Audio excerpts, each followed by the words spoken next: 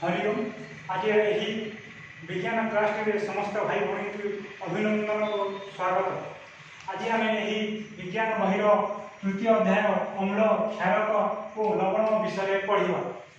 आमर दैनंदिन जीवन में आम अम्ल क्षारक और लवण व्यवहार करुचु। आम जो पदार्थ को चाखिले खटा लगे ताहा होछि अम्ल। आम विभिन्न प्रकार फलमूल खाऊँ से अम्लर परिमाण रही। आम कहीपर जमीक लेंबू रस, कमला रस, भिनेगार इत्यादि आमर अम्लर परिमाण अच्छी। अम्ल शब्दटी लाटिन शब्द आसिडरू आसी। आम अम्ल विषय किछि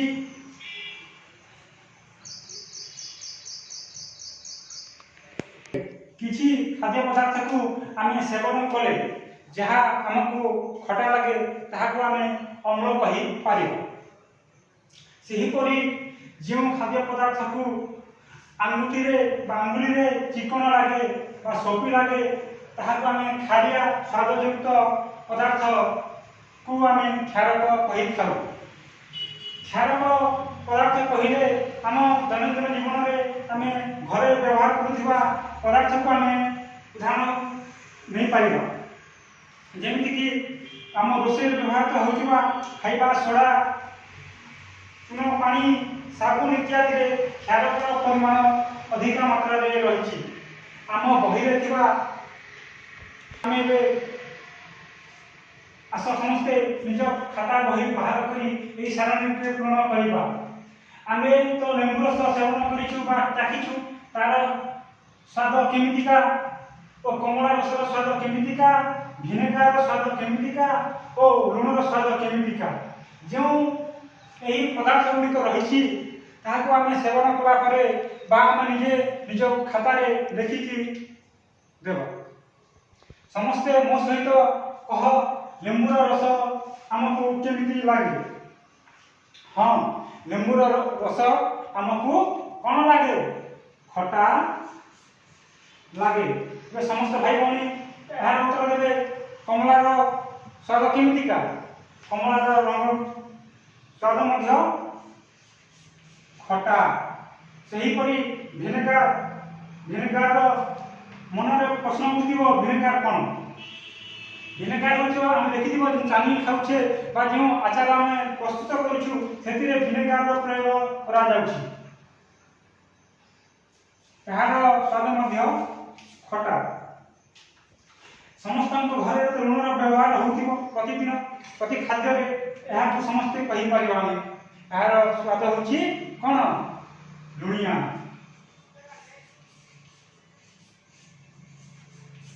सेहीपरि आम समस्ते ग्रीष्म ऋतु तो समस्ते दही को सेवन करुचे। यार समस्ते कह निज खाता लेख दहीर स्वाद केमितिका? दहीर स्वाद हूँ खटा। सेहीपरि भाव में आम चीनी को तो समस्ते सेवन करुचु चा कि विभिन्न पदार्थ या स्वाद केमितिका? खटा, मीठा ना आउ पिता? यार उत्तर है मीठा। और कंचा खाइले केमिति लगे? उत्तर है खटा।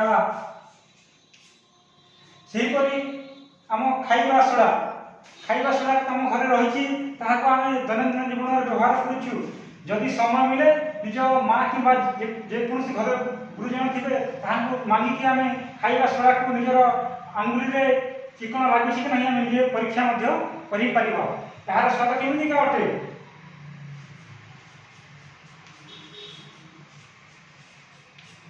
अंगूर यही फल को तो समस्ते जानिछ। ए फलटीर स्वाद कौन? ए फलटीर स्वाद है खटा। कंचा आंब समस्त को मुहर पानी प्रदर्शित कंचा आंब नाम कहले मुझे कंचा आंब खाइबा बहुत भल पाए। समस्ते आम कंचा आंब को भल पाऊ। यार स्वाद कौन? यार स्वाद हूँ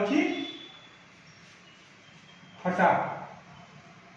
आम यही जिते गुड़े खाद्य पदार्थ स्वाद କରିଛୁ ଏ ସାରଣୀରେ ତାହା ବ୍ୟତୀତ ଆହୁରି ମଧ୍ୟ ଖାଦ୍ୟ ପଦାର୍ଥ ଅଛି। ତାହାକୁ ଆମେ ନିଜ ଯିଏ ଜାଣିବା ଖାତାରେ ଲେଖିକି ଆମ ଗ୍ରୁପରେ ପଠାଇବା। ଧନ୍ୟବାଦ।